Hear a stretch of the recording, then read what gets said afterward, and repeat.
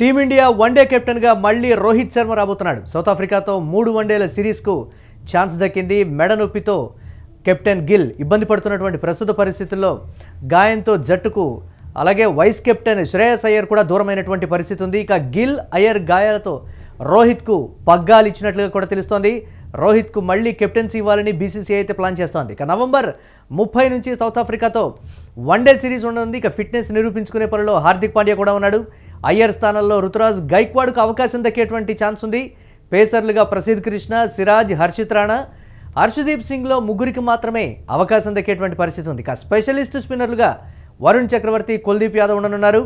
Spin ఆల్రౌండర్స్గా Axar Patel, Washington Sundar ఉన్నారు. Wicket కీపర్గా కేఎల్ రాహుల్, బ్యాకప్ వికెట్ కీపర్గా రిషబ్ పంత్ ఉండేటువంటి అవకాశం ఉంది. ఎక్స్ట్రా బ్యాటర్గా యశస్వి జైస్వాల్కు అవకాశం ఉంది. దీనికి సంబంధించి మరిన్ని అప్డేట్స్ స్పోర్ట్స్ అనలిస్ట్ వెంకట్ అందిస్తారు. వెంకట్, ఏ విధంగా చూడాలి ఇప్పుడున్నటువంటి కూర్పుని? గిల్ అలాగే అయ్యర్ గాయాలతో కెప్టెన్సీ ఇస్తున్నారనా, లేకపోతే ఉన్నటువంటి ఆస్ట్రేలియాలో చోటు చేసుకున్నటువంటి వన్డే సిరీస్ ఓటమి ఫలితంగానే మళ్ళీ టీంని స్ట్రెంథన్ చేసేటువంటి దాంట్లో భాగంగా రోహిత్కు పగ్గాలు అప్పచెప్తున్నారు? ఎలా చూడాలి దీన్ని? ఎస్ మురళి, ఈ అంశానికి సంబంధించి కొంత ఆసక్తి అయితే ఉందంటే ఆస్ట్రేలియా పర్యటనలో గిల్ మీద చాలా ఆశలు పెట్టుకుంది బోర్డు. ఎందుకనంటే ఇంగ్లాండ్ పర్యటనలో అతను కాస్త ఇంగ్లాండ్ తో జరిగినటువంటి టెస్ట్ సిరీస్ లో అతను కాస్త మెరుగ్గా రాణించాడని చెప్పాలి. అయితే కొంత అటు బ్యాటింగ్ లో కూడా సక్సెస్ అవ్వడం, కొన్ని వైఫల్యాలు ఉన్నప్పటికీ కూడా ఆఖరి టెస్ట్ లో మంచి విజయం సాధించడం, ఆ సమయంలో గిల్ కూడా కీలక ఇన్నింగ్స్ ఆడటం, ఇవన్నీ కూడా జరిగినాయి. అయితే ఇక క్రమంగా అంటే జూనియర్లకు అవకాశం ఇచ్చే క్రమంలోనే ఇటు శుభ్మన్ గిల్ కు మరోసారి అంటే టెస్ట్ కెప్టెన్సీ బాధ్యతలతో పాటుగా వన్డే కెప్టెన్సీ బాధ్యతలను కూడా ఆస్ట్రేలియా పర్యటన నుంచి అప్పగించడం జరిగింది. అయితే ఆస్ట్రేలియా పర్యటనలో ముందు నుంచి కూడా గిల్ విఫలమవుతూ వస్తున్నాడు ఆస్ట్రేలియా గడ్డ మీద. దీనికి సంబంధించి మనం కూడా గతంలో పలుమార్లు మాట్లాడుకుంటూ వచ్చాం. ముఖ్యంగా ఫాస్ట్ బౌలింగ్ విషయంలో అతను తడబడుతూ వస్తున్నాడు అనేది ప్రధాన ఆరోపణ. అంటే మేటి బౌలర్లు ఎవరైతే ఉన్నారో మిచెల్ స్టార్క్ కానీ, హేజిల్వుడ్ కానీ, ప్యాట్ కమిన్స్ కానీ, వీళ్ళ విషయంలో అలాగే స్కాట్ బోలాండ్ కానీ వీళ్ళకి సంబంధించి అతను ఫెయిల్ అవుతూ వస్తున్నాడు అనేది ప్రధాన ఆరోపణ. అయితే ఆస్ట్రేలియా పిచ్ల మీద మాత్రం అతను T20 సిరీస్ తో పాటు ఇటు వన్డే సిరీస్ లో కూడా బ్యాటింగ్ లో కూడా అతను విఫలంగా అవడంపై తీవ్రస్థాయి విమర్శలు వచ్చాయి. అలాగే అతను 3 ఫార్మాట్లో ఆడే సామర్థ్యం ఉన్న ప్లేయర్ కాదు, అతని T20లో ఎందుకు ఆడిస్తున్నారు అనేది కూడా ప్రధాన విమర్శ. అలాగే రోహిత్ శర్మ మా ఫామ్ లో ఉన్నాడు కదా, ఛాంపియన్స్ ట్రోఫీలో కూడా మెరుగ్గా రాణించాడు కదా, అలాంటప్పుడు అతన్ని కెప్టెన్సీ నుంచి తప్పించాల్సిన అవసరం ఏంటి, టీం ని డిస్టర్బ్ చేయాల్సిన అవసరం ఏంటి, యువ ఆటగాళ్ల మానసిక పరిస్థితులు ఎందుకు అంటే ఇటువంటి ప్రభావం చూస్తాయి కదా, అలాంటప్పుడు ఎందుకు ఈ నిర్ణయం తీసుకున్నారనే విమర్శలు కూడా పెద్ద ఎత్తున వచ్చాయి. అయితే ఇప్పుడు అంటే మొన్న సౌత్ ఆఫ్రికాలో జరిగినటువంటి ఫస్ట్ టెస్ట్ లో అతను గాయపడటంతో బ్యాటింగ్ చేసే సమయంలో మెడకండరాలు పట్టేయడం, ఇప్పుడు అతను ఐసీయూలో ఉన్నట్టుగా కూడా తెలుస్తుంది. అది గాయం తీవ్రత కూడా ఎక్కువగా ఉండటంతో ఇప్పుడు త్వరలో జరగబోయే 2వ టెస్ట్ కానీ అలాగే ఈ నెల 30 నుంచి ప్రారంభమయ్యే వన్డే సిరీస్ విషయంలో కూడా అతన్ని కెప్టెన్సీ బాధ్యతల నుంచి పక్కన పెట్టే అవకాశం ఉంది. ఈ నేపథ్యంలోనే మరోసారి అంటే ఇప్పుడు రోహిత్ శర్మను మళ్ళీ కెప్టెన్ గా నియమించే ఆలోచనలో కూడా బోర్డు ఉంది. సౌత్ ఆఫ్రికాతో వన్డే సిరీస్ కు మాత్రమే అతను నియమించే అవకాశం ఉంది. అతని స్థానంలో సీనియర్ ఆటగాడు కేఎల్ రాహుల్ గానీ అలాగే test vice captain Rishabh Pant పేర్లు కూడా వినపడుతూ వస్తున్నాయి. మరి ఏం జరగబోతుంది? అలాగే యువ ఆటగాళ్ళు కూడా మళ్ళీ రోహిత్ శర్మ కెప్టెన్ గా బాధ్యతలు చేపట్టాలని కూడా కోరుతున్న పరిస్థితి ఉంది. కాబట్టి దీనికి సంబంధించి బోర్డు ఏ నిర్ణయం తీసుకుంటుంది అంటే మళ్ళీ ఏమన్నా టీం డిస్టర్బ్ అవుతుందా, అలాగే మళ్ళీ గిల్ వచ్చిన తర్వాత ఏమన్నా సమస్యలు ఉంటాయనే విషయంలో కూడా అటు సెలెక్టర్లతో పాటు బోర్డు కూడా ఆలోచిస్తోంది. రైట్. అలాగే మా రుతురాజ్ గైక్వాడ్ రాకకు సంబంధించి కూడా T20లో రాణించినటువంటి మిడిల్ ఆర్డర్ బ్యాట్స్మెన్స్ పర్టికులర్గా సూర్యకుమార్ యాదవ్ గురించి వన్డేల్లో మళ్ళీ రీఎంట్రీ ఇవ్వాలి, మళ్ళీ డెఫినెట్గా వచ్చేటువంటి ఛాన్సెస్ ఉన్నాయనేటువంటి మాట చెప్తున్నప్పటికీ కూడా ఎందుకు సెలెక్టర్లు T20కే పరిమితం చేస్తున్నారు? ఇలాంటి విదేశీ గడ్డ మీద ప్రతిష్టాత్మకమైనటువంటి సిరీస్లు ఆడేటప్పుడు అటువంటి బ్యాట్స్మెన్స్ని తీసుకుంటే బాగుండేది అనేటువంటి కొన్ని విమర్శలు ఉన్నాయి. ఎందుకు సెలెక్టర్లు పరిగణలోకి తీసుకోలేదని పెద్ద క్వశ్చన్. దీని ఎలా చూడాలంటారు? నేను ఈ విషయంలో మాత్రం ఒకటి స్పష్టంగా చెప్పగలను. అంటే నేను ఒకటేనే కాకుండా అటు క్రికెట్ అభిమానులు కానీ, క్రికెట్ విశ్లేషకులు కానీ, నేను సోషల్ మీడియాలో కానీ లేదంటే క్రికెట్ ను చాలా దగ్గరగా చూస్తూ ఉంటాను, మైదానాలకు కూడా వెళ్ళి చూస్తూ ఉంటాను. లేదా చాలా మంది కామెంట్స్ కూడా మన సూర్యకుమార్ యాదవ్ విషయంలో వింటూ ఉంటాం. సూర్యకుమార్ యాదవ్ కేవలం IPL ప్లేయర్ మాత్రమే అనేది ప్రధాన విమర్శ. ఎందుకు అనంటే అతను కేవలం షార్ట్ అదే ఫాస్ట్ పేస్ బౌలింగ్. మనం 2023 ప్రపంచ కప్ ఫైనల్ మ్యాచ్ చూస్తే కీలక సమయంలో అతను కనుక ఆ రోజు ఆడి ఉంటే పరిస్థితి మరో రకంగా ఉండేది. ఆస్ట్రేలియాను ఖచ్చితంగా ఒత్తిడిలోకి నెట్టే పరిస్థితి ఉండేది. అతనికి ఇవ్వాల్సిన అవకాశాలు ఖచ్చితంగా సెలెక్టర్లు ఇచ్చారు అనేది అయితే నా అభిప్రాయం. ఎందుకో నాతో పాటు క్రికెట్ అభిమానుల అభిప్రాయం కూడా. ఎందుకనంటే అతను టెస్టుల్లో కూడా అవకాశం ఇచ్చారు, టెస్టుల్లో కూడా అతను ఫెయిల్ అవుతూ వచ్చాడు. అలాగే వన్డే జట్లో కూడా అతను ఫెయిల్ అవుతున్న పరిస్థితి కూడా మనం చూసాం.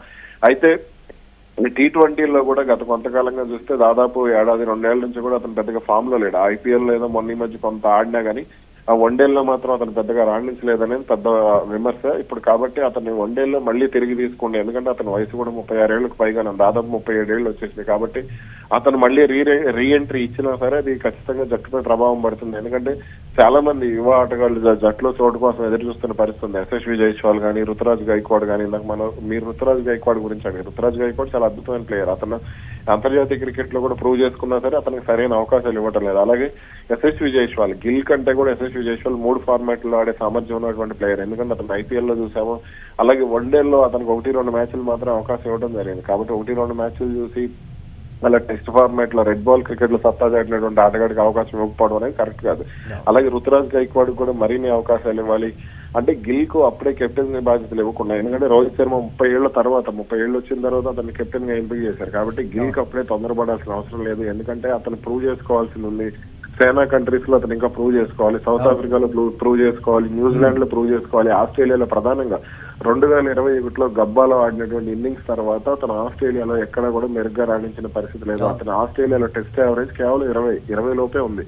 అటు వన్డేల్లో కూడా అతను పెద్దగా మొన్న మనం చూసాం ఫాస్ట్ బౌలర్ హేజిల్వుడ్ కానీ, T20లో కూడా హేజిల్వుడ్ బౌలింగ్ లో కానీ, తర్వాత ఒకరిద్దరు బౌలింగ్ లో కూడా అతను చాలా స్టార్క్ బౌలింగ్ లో కానీ చాలా ఇబ్బంది పడ్డాడు. కాబట్టి అతను అప్పుడే కెప్టెన్సీకి అర్హత ఉన్నటువంటి ప్లేయర్ కాదు అనేది చాలా మంది అభిప్రాయం. కేవలం ఈ విషయంలో గంభీర్ ఒత్తిడి మేరకు అతన్ని నియమించినట్టుగా కూడా ప్రధాన ఆరోపణ ఉంది.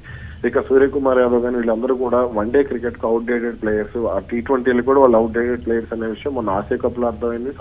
ఆస్ట్రేలియాతో జరిగినటువంటి T20 సిరీస్ లో కూడా స్పష్టంగా అర్థమైంది. కాబట్టి యువ ఆటగాళ్ళకి ఇప్పుడు ఎక్కువగా అవకాశాలు ఇవ్వాలి. రిషబ్ పంత్ ని మళ్ళీ, అంటే అతను రిషబ్ పంత్ వన్డేల్లో కూడా ఆడగలిగే ప్లేయర్, అతనికి అవకాశాలు ఇవ్వటం లేదు. T20లో కూడా ఆడగలిగే ప్లేయర్ అతను, కానీ అతనికి అవకాశాలు ఇవ్వటం లేదు.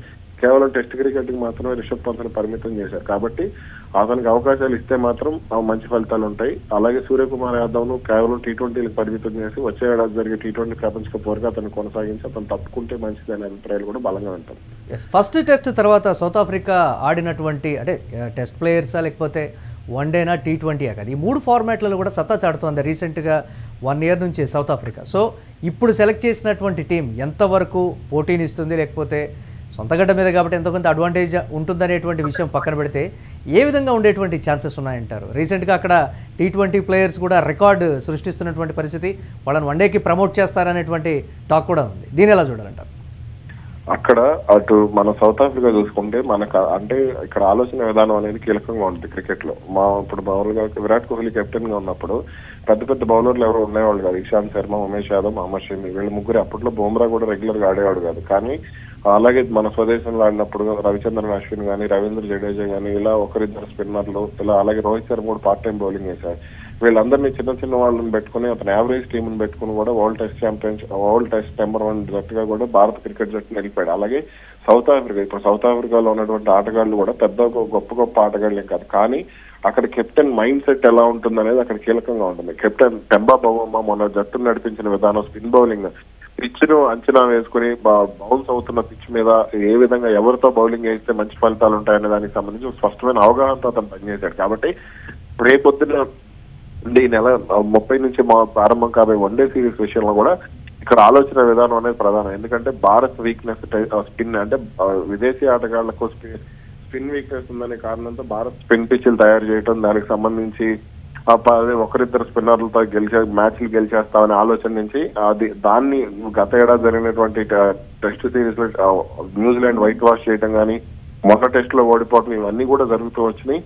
కాబట్టి ఇక్కడ ఖచ్చితంగా సౌత్ ఆఫ్రికా వన్డేల్లో డివాల్డ్ బ్రేవిస్ కానీ, క్వింటన్ డికాక్ కానీ, ఇలా చాలా మంది బలమైన ఆటగాళ్లు ఉన్నారు. మిడిల్ ఆర్డర్ కూడా సౌత్ ఆఫ్రికా చాలా బలంగా ఉంది. బౌలింగ్ విభాగం కూడా చాలా బలంగా ఉంది. మొన్న చూస్తే పెద్ద బౌలింగ్ విభాగం కగిసో రబాడా లేడు, కానీ అయినా సరే వాళ్ళు చాలా ధీమాగా రాణించారు. కాబట్టి వన్డే సిరీస్ విషయంలో కూడా ఖచ్చితంగా వాళ్ళు బలంగానే దిగుతారు రంగంలోకి. కాబట్టి భారత్ కూడా అదే విధంగా జట్టు సెలక్షన్ చేయాలి, బౌలింగ్ విభాగంలో హర్షదీప్ సింగ్ లాంటి వాళ్ళకి అవకాశం ఇవ్వాలనేది క్రికెట్ అభిమానుల అభిప్రాయం. Right, thanks for updates Venkat. So అది ఎక్స్ట్రా బ్యాటర్గా అయితే యశస్వి జైస్వాల్కు అవకాశం ఇచ్చారు, బట్ ఫైనల్ లెవెల్లో ఉంటాడా లేదా అనేటువంటి మీమాంస్ కూడా ఉంది. అలాగే కీపర్గా అంటే వికెట్ కీపర్గా కేఎల్ రాహుల్ మంచిగా రాణిస్తున్నప్పటికీ కూడా బ్యాకప్ వికెట్ కీపర్గా అయితే రిషబ్ పంత్ని అయితే సెలెక్ట్ చేసినటువంటి పరిస్థితి ఉంది. సౌత్ ఆఫ్రికాతో ఫస్ట్ టెస్ట్ తర్వాత ఇప్పుడు ఎంపిక చేసినటువంటి టీం కావచ్చు, లేకపోతే సౌత్ ఆఫ్రికాకి పర్టికులర్గా కొంత వన్డే టీం కూడా ఉన్నటువంటి సిచ్యువేషన్ ఉంది. ఎంతవరకు భారత్ రాణిస్తుందనేదే ఇప్పుడు ప్రశ్నార్థకంగా మారినటువంటి పరిస్థితి ఉంది. టీమ్ స్పిరిట్ అయితే కంటిన్యూ చేస్తామని అయితే బీసీసీఐ ప్రకటించినటువంటి పరిస్థితి ఉంది.